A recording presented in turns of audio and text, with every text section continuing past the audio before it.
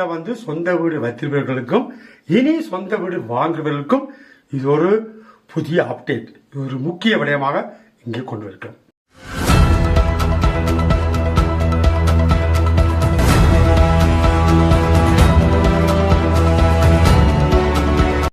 வணக்கம் தமிழக உறவுகளுக்கு மீண்டும் ஒரு இன்ஃபோட உங்களை சந்திக்கிறோம். என்று சொன்னால், சுவிட்சர்லாண்டில் சொந்த வீடு வைத்திருப்பவர்களுக்கும் இனி சொந்த வீடு வாங்குபவர்களுக்கும் இது ஒரு புதிய அப்டேட், ஒரு முக்கிய விடயமாக இங்கே கொண்டு வருகிறோம்.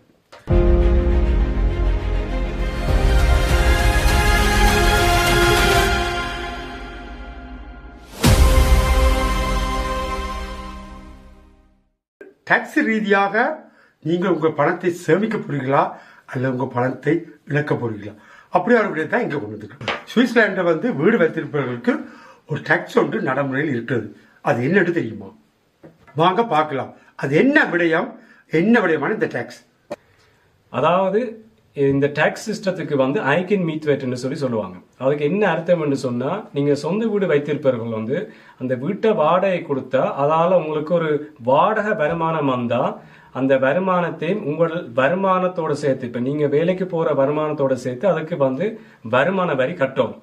அப்ப நீங்க உங்கள் சொந்த வீட்டில் இருந்தால் கூட அந்த பெருமதி என்னன்னு சொல்லி கணக்கு பண்ணி அந்த அமௌண்ட்டை உங்களோட வருமான வரியோட சேர்த்துக் கொள்வாங்க. போன வருடம் நடந்த இந்த வாக்கெடுப்பில் இனி அந்த சிஸ்டத்துல இருந்து இந்த ஐக்கன் மீத்வேட் வெளியால போவதாக சொல்லியிருந்தாங்க. அது எப்படி என்று சொன்னால் 2028 இருந்து தான் அந்த சட்டம் அமுலாகும் என்று சொல்லியிருந்தாங்க. இப்பயும் அது அப்படித்தான் இருக்குதான்றதை பற்றித்தான் இப்ப நாங்க பார்க்க போறோம். நீங்க சொல்றீங்க 25 எடுத்த வாக்கெடுப்பு 28 வரும்னு சொல்லி, ஆனால் இப்ப அது மாறி இருக்குன்னு சொல்றாங்க. அது உண்மையா? இப்ப கடைசியா கிடைச்ச இந்த அரசாங்கத்தின் அறிவித்தல் படி 2028 வரதா இருந்த இந்த மாற்றம் ஒரு வருடத்துக்கு தள்ளி போய் 2029 தான் அறிமுகப்படுத்தப்படும் என்று சொல்லி அரசாங்கம் அறிவித்திருக்காங்க. அதுக்கு என்ன காரணம் தெரியுமா? இதுக்கு காரணம் என்னன்னு சொன்னா, நாங்க அந்த எலெக்ஷன் நடந்த டைமே உங்களுக்கு சொல்லியிருந்தாங்க, இப்படி ஒரு மாற்றம் மக்களால் வந்தால் கூட இது நடைமுறைக்கு வர்றதுக்கு கன நாள் பிடிக்கும். அப்படி இருந்தும் அதான் 2025 இது இந்த வாக்கெடுப்பில் வந்திருந்தது. 3 வருடம் கழித்து தான் 2028 தான் அமுலாக இருந்தது.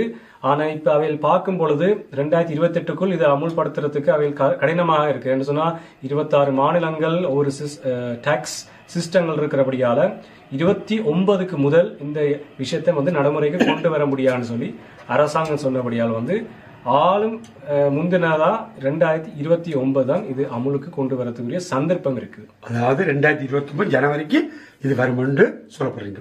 ஓகே, இது ஒரு கேள்வி என்று சொன்னால், அந்த இடப்பட்ட காலத்துல இப்ப நம்மளா 28 வந்தால் அதுல சட்ட திட்டங்கள் ஒரு மாற்றம் கொண்டு வரும். அந்த மாற்றத்தை பற்றி நீங்கள் கூட கேட்கிறீங்க. அது மட்டும் இல்ல, 29 வாரப்படியால் இந்த வீடு வைத்திருப்பவர்களுக்கு என்ன லாப நட்டம்? அதாவது இப்ப சொந்தமா வீடு வச்சிருக்கிறவங்களுக்கு 2029 இந்த சிஸ்டம் அமுலுக்கு கொண்டு வரும் பட்சத்தில் இனிவரும் காலகட்டத்தில் இந்த வீட்டு வாடகை கொடுத்த என்ன பெறுமதி என்று கணக்கு பண்ணி அதில் வராத வருமானத்தை உங்கள் வருமான வரியோட சேர்க்க வேண்டிய அவசியம் இல்லை. அதால உங்களுக்கு கட்டுற டாக்ஸ் இதால குறையக்கூடிய சந்தர்ப்பங்கள் உருவாகுது.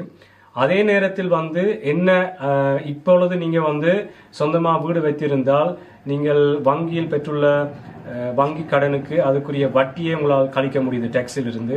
அதே நேரத்தில் நீங்க வீட்டுக்கு ஏதாவது ரெனோவேஷன் வீடு திருத்தம் பண்ற வேலைகள் பண்ணியிருந்தீங்கன்னு சொன்னா அதை நீங்க டாக்ஸ்ல கழிக்கலாம். மற்றது உந்தர்ஹால்ஸ் கோஸ்ட்னு சொல்லி நேபம் கோஸ்ட் அதுல எல்லாம் நீங்க டாக்ஸ்ல கழித்து கொள்ளலாம். ஆனா இந்த ஐக்கன் மீத்வேட் சிஸ்டம் புதுசா வந்துச்சுன்னு சொன்னா ஐக்கன் மீத்வேட்டும் உங்களோட டாக்ஸ்ல கழிவிடாது. அதே நேரத்தில் நீங்கள் வீட்டுக்கு என்ன செலவழிக்கிற விஷயங்களும் பிறகு பிற்காலத்தில் நீங்க டாக்ஸில் கழிக்க முடியாது. நாங்கள் பல வீடியோக்களை சொல்லிக்கிறோம். இந்த ஐக்கன் மீத்வேட் வந்தால் பிறகு நீங்கள் இந்த வீட்டுக்கு செலவழிக்கும் ஒரு வகைக்கு நீங்கள் வீட்டில் புதுசாக ஃப்ரிட்ஜ் வாங்கினாலோ இல்லை வாஷ் மிஷின் வாங்கினாலோ வேறு விடயங்கள் போல்டன் இப்படியான விடயங்களை செய்யும்போது இப்போ கழிக்கலாம், பின்னாடி 29 பிறகு கழிக்க முடியாதுன்றது நீங்கள் வடிவாக தெரிஞ்சிருப்பீங்க. அதில் இன்னொரு பிரச்சனை என்ன சொன்னால், இந்த வீடு வாங்குற இனி புதுசாக வீடு வாங்குறத பற்றி என்ன நினைக்கிறீங்க? அதுக்கு என்னென்ன மாற்றங்கள் இதனால் இருக்கிறது என்ன லாபம் நட்டங்கள் இதில் வரும்?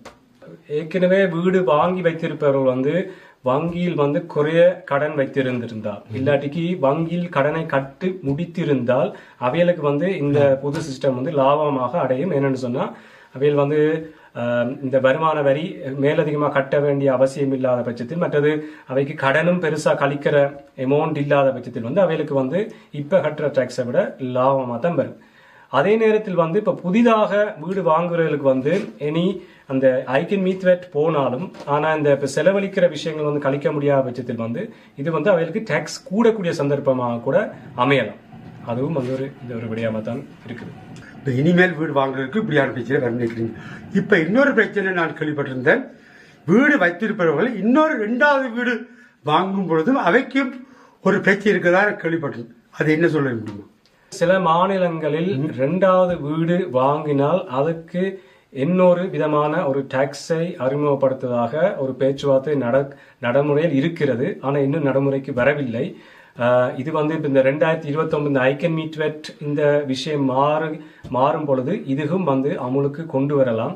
அதுக்கும் கட்டாயமா ஒரு வாக்கெடுப்பு வந்து வரும். பல பேர் இடம் கேட்டிருந்தார்கள், நாங்கள் ஒரு வீடு வைத்திருக்கிறோம், அந்த வீடை வைத்து இன்னொரு வீடு வாங்கணும், அப்படி பல பேர் என்று கேட்டிருந்தார்கள். நாங்கள் இருக்க வீட்டிலிருந்து காசு லாஸ்டோக்கும் பண்ணி நாங்கள் பிள்ளைக்கு ஒரு வீடு வாங்கணும், இப்படியா பல கேள்விகள் பல பேர் இருந்து தெளிவடைத்து கேட்டிருந்தார்கள். அவர்களுக்கு தான் இந்த பதிவு ஏன்னு சொன்னால், 2வது வீடு வாங்கும்போது அவர் சொன்னது போல சில மாநிலங்கள் உங்களுக்கு அந்த வீட்டுக்கு திருப்பி எக்ஸ்ட்ரா ஒரு டாக்ஸில் வரலாம்னு சொல்லப்படுது. அது மட்டும் இல்ல, அடுத்த விஷயம் இனி வரும் காலங்கள் 2வது வாங்கும்பொழுது அவர் சொன்னதை போல இப்ப இந்த 2வது வைத்திருப்பவர்களுக்கு பிரச்சனை என்று சொன்னால் உங்களுக்கு வருமானம் வருது. அதே நேரத்தில் டாக்ஸ்ல வந்து உங்களுக்கு தெரியும், வீடு வாடகைக்கு வருவர்கள் அது பலதான் போச்சு, இது பலதான் போச்சு, இது சரியில்லை, அது சரியில்லை, கிச்சன் சரியில்லை, நீங்கள் அதெல்லாம் புதுசாக செய்யும் போது அதில் வந்து வரியில கழிக்கக்கூடிய இருக்கு. இனி 2009 பிறகு அதில் அவர் சொன்னது போல நீ எங்கேயும் கழிக்க முடியாது என்று சொன்னால் அதுக்கு நீங்களாவே உங்களுடைய கையாலே எல்லா பணமும் செலவழிக்கணும், எல்லா பணமும் இருக்குது. அப்ப 2வது வீடு வாங்கும் பொழுது 2வது வீட்டுக்கான செலவினங்கள் எல்லாம் நீங்க பொறுக்க வேண்டி வருது. அது மட்டும் இல்ல, வீட்டுக்கான வரியல் டாக்ஸிகள் எல்லாம் டாக்ஸிகள், அதாவது இப்ப வந்து வீட்டுக்கு வந்து வட்டி கட்டுறீங்க வங்கியில், அந்த வட்டியும் இனிமேல் கழிக்க முடியும். எல்லாமே உங்களோட கையாலே உங்களோட செலவாக வேண்டிய நிலப்பாடு இங்கே இருக்கின்றது. ஆகவே 2வது வீடு வாங்குறவர்கள் யோசித்து இந்த வீட்டை வாடகை கொடுத்தால் எவ்வளவு வரும், இங்க வீட்டுக்கு நான் எவ்வளவு டாக்ஸ் கட்டுறோம், எவ்வளவு செலவுகள் வரும், அதில் நீங்க புரிந்து கொண்டு 2வது வீடு வாங்குவது உங்களுக்கு மிகவும் உயர்ந்தது. பல பேர் அடுத்து கேட்கிறார்கள், நாங்கள் வந்து பாத்தீங்கன்னா 58 60 வயசுல ஆகின்றது, அவைகள் பிள்ளையோடு சேர்ந்து வீடு வாங்க பல கேள்விகளை கேட்டிருந்தார்கள். அந்த பிள்ளைகளோட சேர்ந்து வீடு வாங்குறதை பற்றி என்ன சொல்லலாம்? பிள்ளைகளோட சேர்ந்து வீடு வாங்குவது நல்ல ஒரு விடயம்தான். ஆனா பிராக்டிக்கலா நீங்க யோசிக்க இது வந்து உங்களுக்கு இன்டிரெக்டா பிரச்சனைக்கு போகக்கூடிய சந்தர்ப்பத்தை தான் நீங்க உருவாக்குறீங்க. ஏனென்று சொன்னால் புள்ள உங்களோட கடைசி வரைக்கும் இருக்கும் பட்சத்தில் வந்து கல்யாணம் கட்டி உங்களோட இருக்கும் பட்சத்தில் அதே வீட்டில் வாழும் பட்சத்தில் வந்து அது வந்து சாத்தியத்துக்கு உருவாக்கக்கூடிய ஒரு விஷயமா தான் இருக்கிறது. ஆனா இப்ப பிராக்டிக்கலா பார்க்க கூடுதலா கல்யாணம் கட்டினோன்னு பிள்ளைகள் வந்து தனியாக வீடு எடுத்து போயிருவினும். அப்ப அவைய தனியாக வீடு எடுத்து போனா அவையோட பட்ஜெட் அதோட மாறுது. இன்றைக்கு உங்களோட வங்கி வந்து பிள்ளைகளோட பட்ஜெட்டோட சேர்த்து தான் உங்களுக்கு வந்து வங்கி கடனை தந்திருக்கிறார்கள்.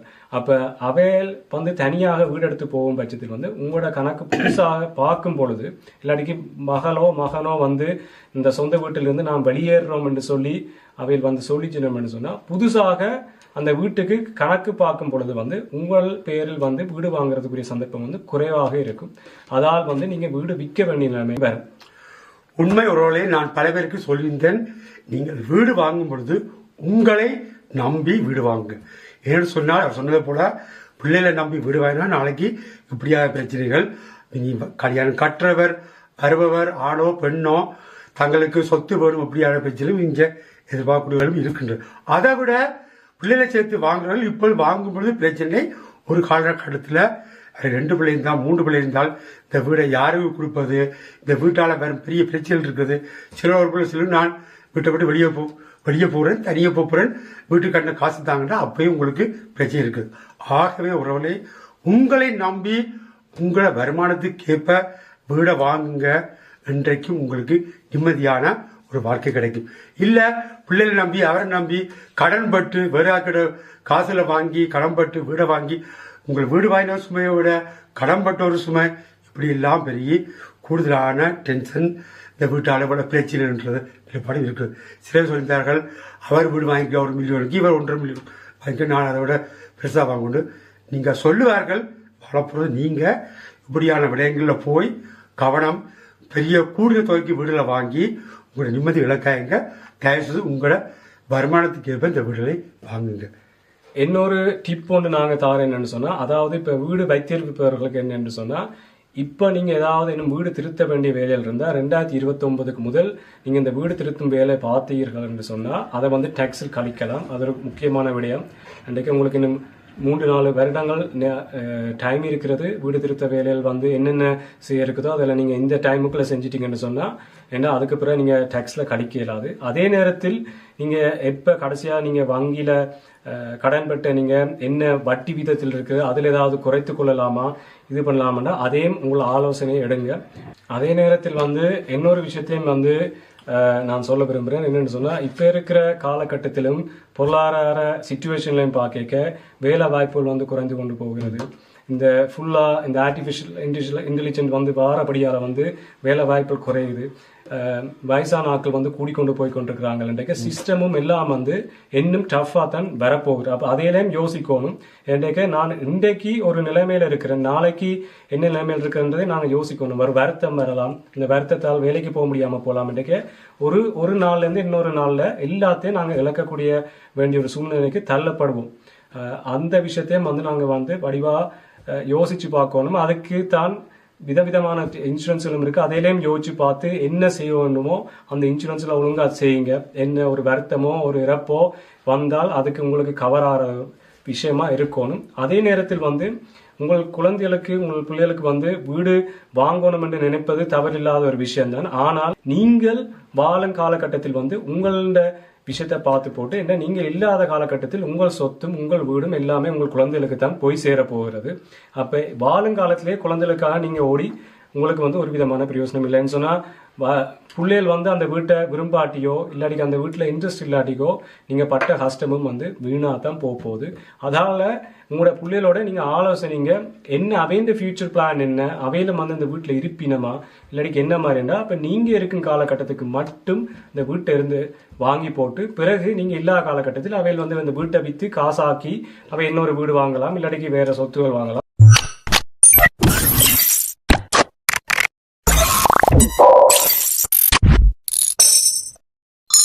Switzerlandil, the best credit partner in Swiss. No fees. Just trust you. குறைந்த வட்டி வீதத்தில் வங்கிக் கடன். உங்களுக்கு ஏற்ற பெஸ்ட் கிரெடிட். அனிஸ் கிரெடிட் என்பது நம்பிக்கையுடன் செயல்படும் ஒரு நிதி சேவை நிறுவனம். சுவிஸில் நம்பகரமான வங்கிக் கடனை தேடுகிறீர்களா? நீங்கள் தேடும் வங்கிக் கடனை இலகுவான முறையில் பெற்றுத் தருகிறார்கள். உங்கள் நம்பகரமான நிறுவனம் அனிஸ் கிரெடிட். நீங்கள் வீடு வைத்து இருந்தால் குறைந்த வீதத்தில் வங்கிக் கடன் பெறலாம். 50 மேல் வங்கிக் கடன் பெறுவதாகின் குறைந்த வீதத்தில் பெற்றுக்கொள்ளலாம். நீங்கள் எந்த மாநிலத்தில் இருந்தாலும் அங்கு இருந்தபடியே வங்கி கடன் பெறலாம். ஏற்கனவே வங்கிக் கடன் கூடிய வட்டி வீதம் இருப்பின் அதை குறைந்த வீதத்தில் மாற்றுதரப்படும். வங்கிக் கடன் பெற்று சில மாதங்கள் முடிந்து இருப்பின் அதை புதுப்பித்து கூடிய தொகை பெற்றுக்கொள்ளலாம். வேறு நிறுவனங்களில் வங்கிக் கடன் கேட்டு நிராகரிக்கப்பட்டு இருப்பின் அதை ஆராய்ந்து மீண்டும் உங்களுக்கான வங்கிக் கடனை பெற்றுக்கொள்ளலாம். வேறு வங்கிகளில் கூடிய வட்டி வீதம் இருப்பின் அதை குறைந்த வீதத்தில் மாற்றிக் கொள்ளலாம். நீங்கள் எம் மூலம் பெறும் வங்கிக் கடனுக்கு உங்களிடம் இருந்து எந்த கட்டணமும் அறவிடப்பட மாட்டாது. அனிஸ் கிரெடிட் 7 முதல் 9 வரை 576 55 55. அனைவருக்கும் வணக்கம். சுவிஸ் வங்கி கடன்கள் குறித்த உங்கள் எல்லா கவலைகளையும் நாங்கள் புரிந்து கொள்கிறோம். நாங்கள் சிறந்த வட்டி விகிதங்களையும் நெகிழ்வான விதிமுறைகளையும் வழங்குகிறோம். As you can see, your loan is approved. Everything is in order now. That is wonderful news. Thank you so much. வங்கி கடன்களுக்கு உங்களிடமிருந்து எந்த கட்டணமும் வசூலிக்கப்படாது. குறைந்த வட்டியில் வங்கி கடன் வழங்குகிறோம். விரைவான மற்றும் நம்பகமான சேவைக்கு எங்களை உடனே தொடர்பு கொள்ளுங்கள். உங்கள் கனவுகளை நிறைவேற்றுங்கள். சுவிட்சர்லாந்தில் குறைந்த வட்டிக்கு உடனடி கடன் பெறுங்கள். இன்றே விண்ணப்பிக்கவும்.